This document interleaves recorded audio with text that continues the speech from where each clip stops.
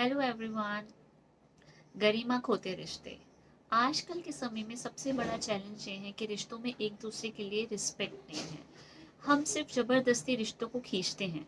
उसके पीछे सबसे ज़्यादा बड़ी वजह ये है कि हम आपस में एक दूसरे को इतना क्रिटिसाइज़ करते हैं, जाके रिश्तेदारी में, रिलेटिव्स में, आपस में, फ्रेंड्स में, कहीं भी, ऑफिस में इतना क्रिटिसाइज़ करते हैं कि एक टाइम पे वो रिश्ता दम ही तोड़ देता है।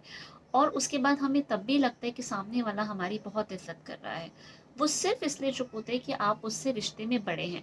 पर आप कब उसके सामने अपनी इज्जत खो चुके होते हैं, कब वो आपसे कटने लगता है, कब उस रिश्ते की गरिमा खत्म हो जाती है, आपको पता ही नहीं चलता। बस वो रिश्ता चल रहा है, मुंह देख के सिर्फ टीका करते हैं लोग। आप किसी की बहू को खुशखबरी के लिए क्रिटिसाइज कर रहे हैं, आप किसी के बच्चे को, लड़की को, लड़के को पहनावे के लिए क्रिटिसाइज कर रहे हैं, किसी के बच्चे के खान पान के लिए क्रिटिसाइज कर रहे हैं, किसी को पढ़ाई के लिए क्रिटिसाइज कर रहे हैं, किसी का एग्जाम्पल किसी को दे के क्रिटिसाइज कर रहे हैं। तो एक हमारा नेचर हो गया है क्रिटिसाइज करने का।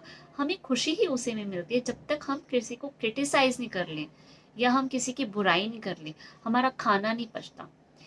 तो हमें कोई गैस की गोली लेने की ज़रूरत नहीं है, कोई डाइजेस्टिव सिस्टम के लिए हमें एक्सरसाइज करने की ज़रूरत नहीं है।